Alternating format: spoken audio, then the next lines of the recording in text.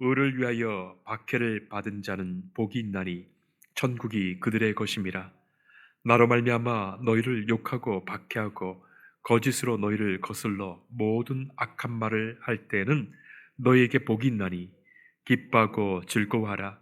하늘에서 너희의 상이 큼이라. 너희 전에 있던 선지자들도 이같이 박해하였느니라. 아멘. 덴마크의 작가인 안델센의 동화에 보면 미운 오리 새끼라는 동화 작품이 있습니다. 미운 오리 새끼. 아마 그 내용을 아마 다 아실 겁니다. 모르는 사람이 없을 정도로 너무나도 유명한 이야기죠. 어느 연못가에 살고 있던 엄마 오리가 알을 품고 있습니다. 그 알에서 새끼들이 깨어나는데 한 마리만 조금 이상한 새끼가 태어난 거예요. 전혀 다른 새끼 오리가 태어난 겁니다. 이 오리는 그래서 다른 오리들로부터 미움을 받습니다. 심지어는 엄마 오리에게도 배척을 받습니다. 이유가 무엇일까요? 이유는 단 하나입니다. 무슨 못된 짓을 한 것도 아니고 잘못된 일을 한 것이 아니었습니다. 달랐기 때문입니다. 달랐기 때문에 미움을 받았습니다. 그런데 그 미움을 받던 오리는 하늘을 훨훨 나는 아름다운 백조였어요. 성도 여러분, 다르다는 것을 어떻게 생각하십니까? 다르다는 것 말입니다. 논어의 위정편에 보면 공자가 인생을 살면서 각 나이별로 이렇게 정의를 내리는데 60세 나이를 이순이라고 합니다. 이순. 무슨 뜻일까요? 귀가 순하다라는 말이에요. 귀가 순하다. 젊었을 때는 내 생각과 다르고 내 뜻과 다른 이야기를 듣게 되면 금방 마음이 불편해지고 신경질 내거나 받아들이지 않지요.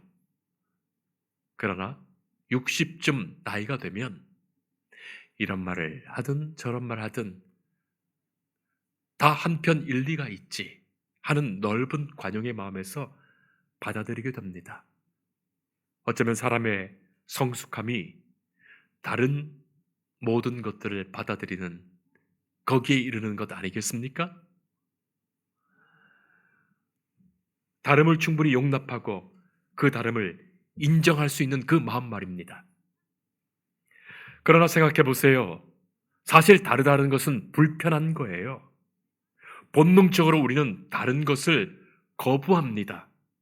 왜 유유상종이란 말이 있지 않습니까? 같은 것끼리 그렇게 모이는 거예요. 다른 것은 그 본성이 거부합니다. 몸과 마음이 그것을 거부하는 거예요. 장기 이식의 부작용도 그런 것입니다.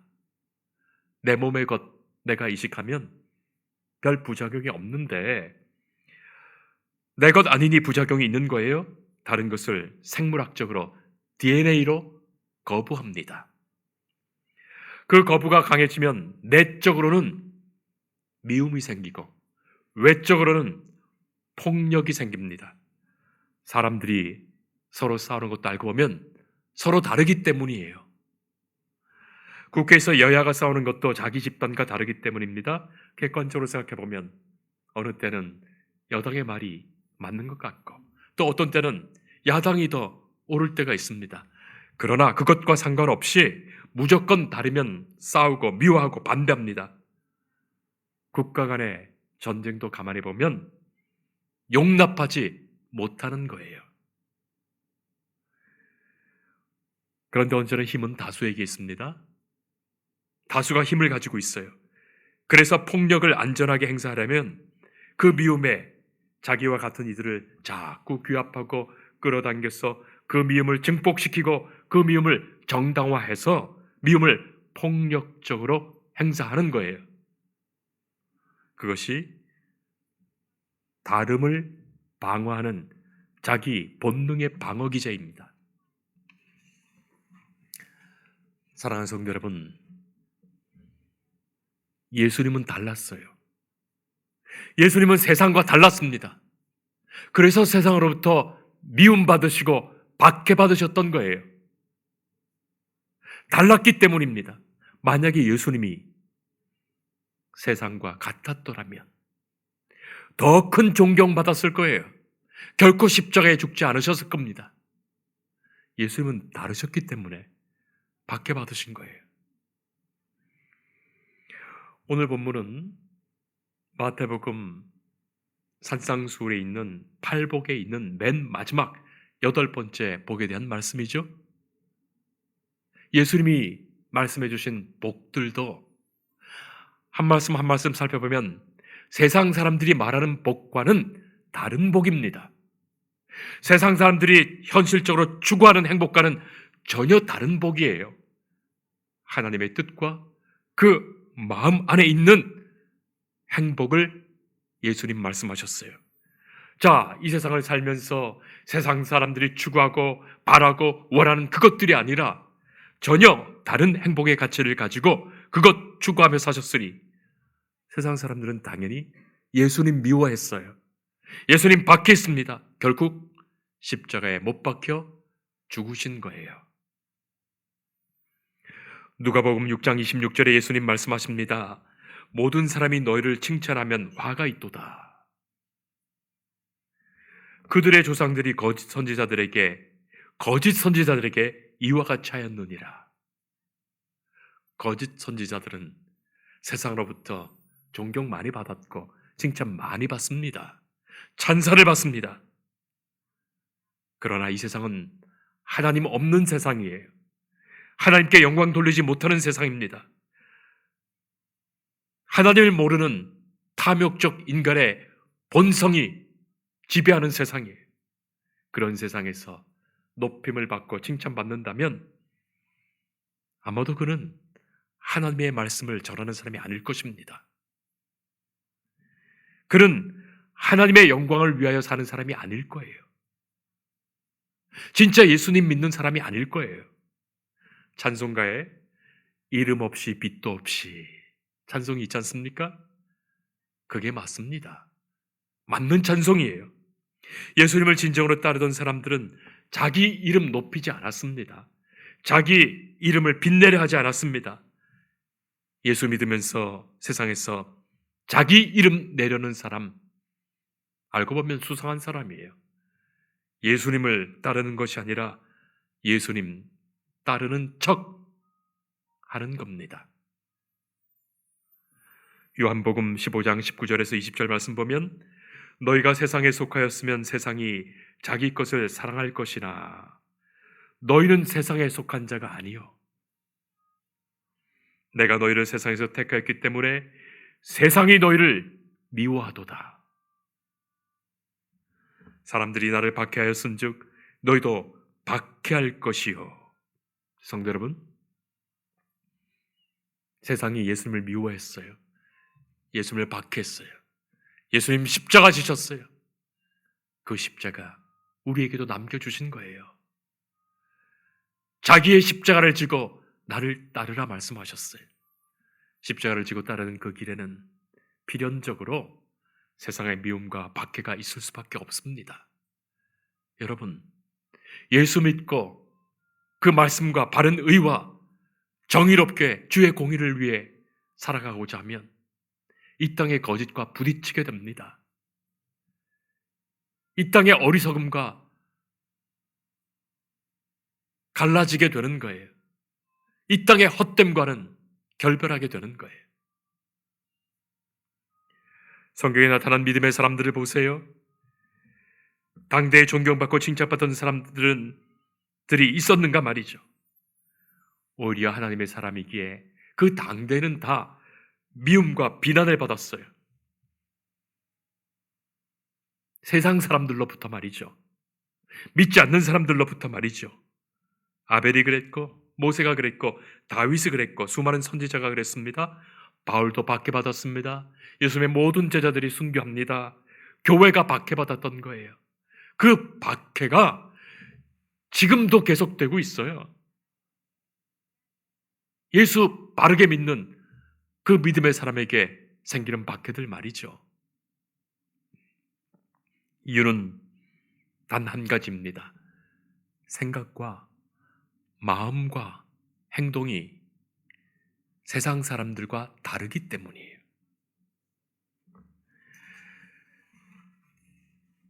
성도의 삶은 목적, 방향, 방법, 과정이 분명히 다릅니다. 성도는 예수 안에 있기 때문에 예수 밖에 있는 사람들과 다릅니다. 이 세상의 것들에 가치를 두는 사람들과 근본적으로 하늘의 것에 소망을 두는 사람이 다르기 때문에 하나님의 나라와 의를 위하여 사는 사람은 미움과 박해를 받습니다. 영성신학자이며 구약학자인 마르바다는 그의 저서인 언어의 영성에서 이런 말을 합니다. 오염된 언어로 왜곡된 영성으로부터 회복이 반드시 필요하다. 오염된 언어로부터 왜곡된 영성으로부터 회복이 필요하다. 기독교의 모든 언어들이 세상으로부터 왜곡되고 있다. 그래요. 우리가 하나님이 주신 언어들, 하나님이 주신 말씀들의 언어들이 자꾸 세상에 왜곡되어서 우리가 왜곡되어 사용하고 있거든요. 수많은 언어들이 그렇지만 복도 마찬가지입니다. 하나님이 우리에게 주셨던 복은 하나님이 우리에게 주셨고 주시고 또 주실 그 복은 세상 사람들의 복과는 전혀 다른데도 우리는 자꾸 세상이 구하는 그것들을 복이라고 자꾸 생각하고 그런 복을 온통 교회의 성도들의 입에서도 강단에서 목회자들의 입술을 통해서도 그런 세속적인 복들이 이야기되니 말이죠. 오늘의 말씀에서 우리는 분명히 듣게 됩니다. 의를 위하여 박해를 받는 자는 복이 있나니 천국이 그들의 것임이라. 성도 여러분 생각해 보세요. 의를 위하여 이 세상에는 의를 위하여 찬사를 받고 이 세상에서는 의를 위하여 높임을 받는 자가 복되다고 생각하는 거예요. 그러나 예수님은 분명히 말씀하십니다. 의를 위하여 사는 길에는 미움과 박해가 있다. 왜 그럴까요? 세상이 말하는 의와 하나님이 말씀하시는 의가 다르기 때문이에요. 세상의 의가 아니라 하나님의 의입니다. 이 땅, 이 나라의 의가 아니라 하나님 나라의 의이기 때문이에요. 우리가 구하는 의는 세상 사람들이 말하는 그들의 옳음이 아닙니다. 그러므로 하나님의 의를 구하면 그것을 위하여 사는 삶 속에서는 미움과 박해가 있습니다. 그러나 하나님은 그를 위하여 하나님의 나라 천국을 그에게 주시는 겁니다. 천국이 그들의 것임이라. 팔복 말씀을 보면 첫 번째 말씀과 여덟 번째 말씀에만 천국이 그들의 것임이라 말씀하세요. 첫 번째, 심령이 가난한 자. 그리고 이 마지막에 의를 위하여 박해를 받는 자. 천국이 그들의 것임이에요. 성도 여러분, 그렇게 보면 심령이 가난한 자와 의를 위하여 박해받는 자는 같은 사람이에요. 같은 복을 받는 사람이에요. 마치 그 두 가지는 동전의 양면과도 같습니다. 하나의 축복을 받는 사람의 양면이 됩니다. 그의 심령과 속은 심령의 가난함이요, 그의 겉은 의를 위한 삶입니다. 그것 때문에 박해를 받는 거예요. 뗄래야 뗄 수가 없는 것이죠. 가난한 심령에는 하나님의 의만 채워질 것이에요. 하나님의 의가 그를 부욕케 할 것이에요. 하나님의 의를 갈망하며 구하며 사는 그는 하나님의 의를 위하여 살고 필연적으로는 세상과는 달라 미움과 박해를 받습니다. 그러나 그야말로, 그 사람이야말로 진정한 천국 백성이 되는 겁니다. 팔복의 모든 말씀은 우리들에게 주신 말씀이기도 하지만 동시에 그 팔복의 모든 말씀은 예수님 자신을 보여주시는 말씀이에요. 심령이 가난한 자 예수님, 애통하는 자 예수님, 마음이 청결하신 예수님, 온유하신 예수님, 의를 위하여 박해를 받는 자 예수님이에요. 예수님 당신을 보여줍니다. 예수님은 가난한 심령에 하나님의 의를 위하여 사셨습니다. 세상 사람들은 마음속에 온통 다른 것들로 가득가득 채워놓기 때문에 심령의 가난을 모르는 거예요. 의를 갈망하는 그 목마름을 모릅니다. 자, 그러니 세상 사람들과 다르죠? 심령이 가난한 사람은 하나님의 의를 구하며 그의 의를 위해 살아갑니다. 세상의 영광이나 세상의 명예나 세상의 부나 세상의 평화, 세상의 사랑, 세상의 즐거움, 그런 것 구하는 사람과 근본적으로 다릅니다. 그러니 미움과 박해를 받게 됩니다. 자, 그런데 오늘 말씀을 자세히 좀 살펴보면 10절에 의를 위하여 박해를 받는 자, 11절에 나로 말미암아 박해를 받는 자, 같은 사람입니다. 그 말은 의를 위하는 것, 곧 그것은 예수님을 위하는 것과 같은 것이에요. 의를 구하며 사는 자는 곧 예수님을 따르는 자예요. 예수님이 곧 의가 되시기 때문입니다.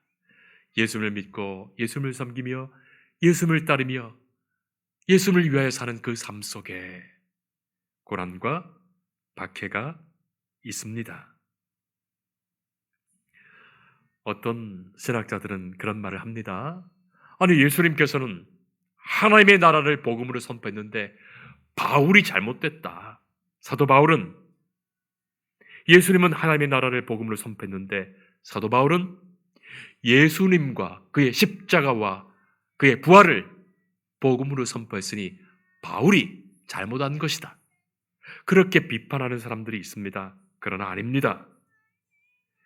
예수님 그분 자체가 하나님 나라를 선포하셨을 뿐만이 아니라 그분 자체가 천국, 하나님의 나라를 가져오신 의예요. 예수님 그분 자체가 복음이며 예수님의 말씀이 복음이고 예수님의 삶이 곧 복음이었어요. 그래서 예수님의 십자가와 그의 부활이 곧 복음이 되는 것입니다.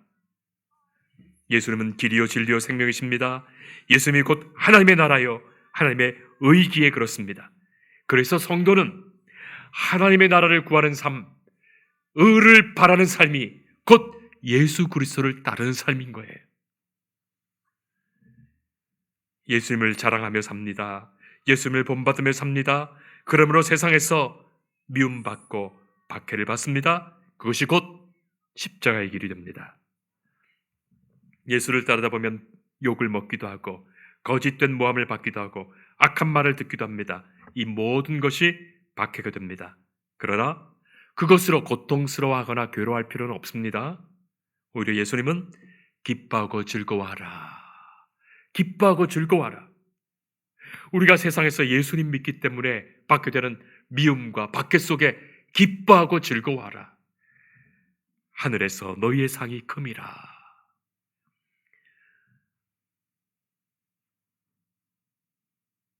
우리의 모든 신앙의 선배가 그랬고 선지자들이 다 박해받았습니다. 바르게 믿으면 바르게 믿을수록 더욱 그렇습니다. C.S. 루이스의 스크루테이프의 편지라는 책이 있습니다. 스크루테이프는 베테랑 악마의 이름이에요. 스크루테이프. 이 책은 이제 갓 초보 악마가 된 어린 악마에게 조언을 하며 편지로 보낸 글들을 묶어서 이렇게 스크루테이프의 편지라는 책을 그렇게 집필하게 됩니다. 스크루테이프의 편지. 자, 어린 마귀가 교회를 많이 공격합니다. 성도들을 공격해서 넘어뜨리려고 합니다. 그런데 이상하게도 자꾸 번번이 실패하는 거 하거든요. 마귀가 공격을 하면 공격할수록 성도들이 더 기도하고 더 열심을 내고 더욱 뭉쳐 하나님의 사람으로 살아갑니다. 심지어 미움과 박해를 주어도 이 신실한 성도들이 순교까지 감당하는 거예요. 자, 이 일에 교회는 점점 더 강건해집니다. 그래서 이 일에 이 어린 마귀가 베테랑 마귀에게 도움을 청합니다. 베테랑 마귀, 이 스크루테이프는 이 어린 마귀에게 묘책 하나를 알려주는 거예요. 그 묘책이 가만히 두어라. 가만히 두어라. 무슨 말입니까? 미워하지도 말고 박해하지도 말고 가만히 두어라. 교회는 가만히 두면 힘을 잃는다. 편안하면 무릎 꿇는 시간도 짧아진다. 기도의 간절함도 줄어들고 영성도 사라진다. 고여 있는 물이 썩는 것처럼 인간은 편안하면 타락하게 되어 있다. 사랑하는 성도 여러분, 예수님을 믿으면서도 어떠한 어려움도 없는 것, 아무런 미움과 박해도 없는 것, 세상에서 존경받고 더 잘 되는 것, 정말 내가 처신을 잘해서일까요?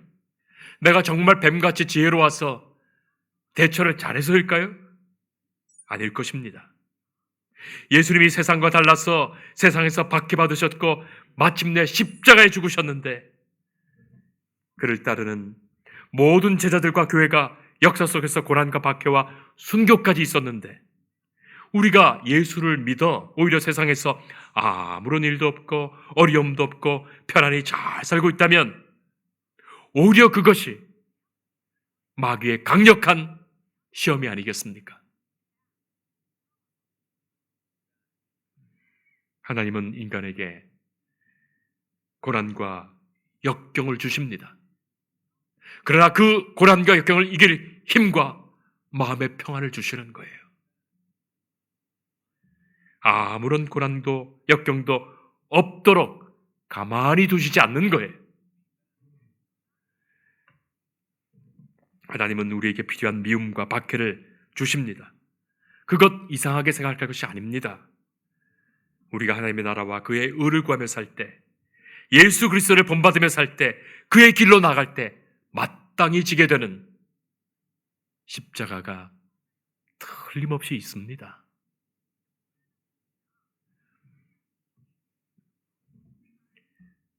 그러나 두려워하지 말 것입니다. 오히려 기뻐하고 즐거워할 것입니다.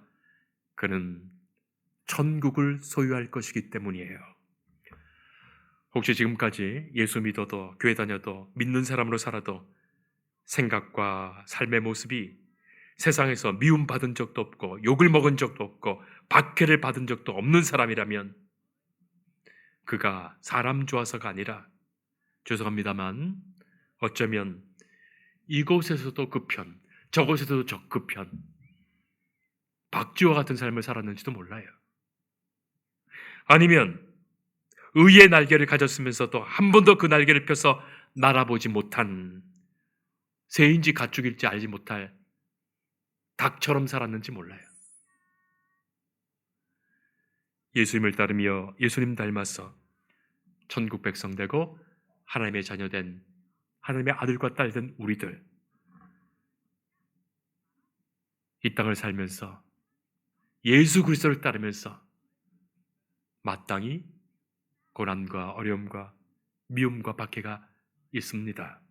그러나 그 이길 힘을 우리 주께서 우리에게 주시고 마침내 우리에게 천국 주심을 우리는 믿고 살아갈 것입니다.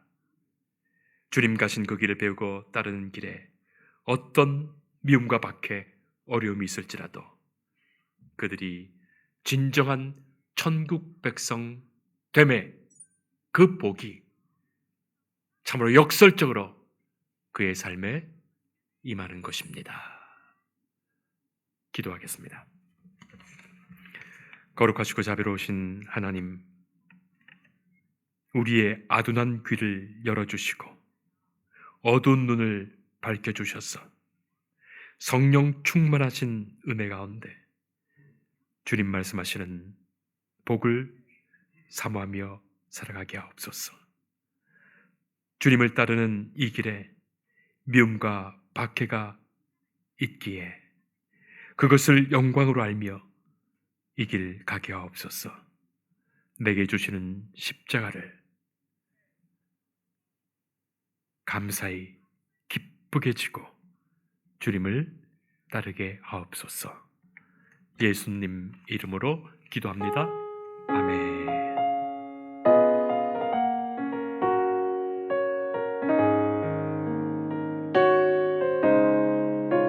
주 예수 내가 알기 전 날 먼저 사랑했네. 그 크신 사랑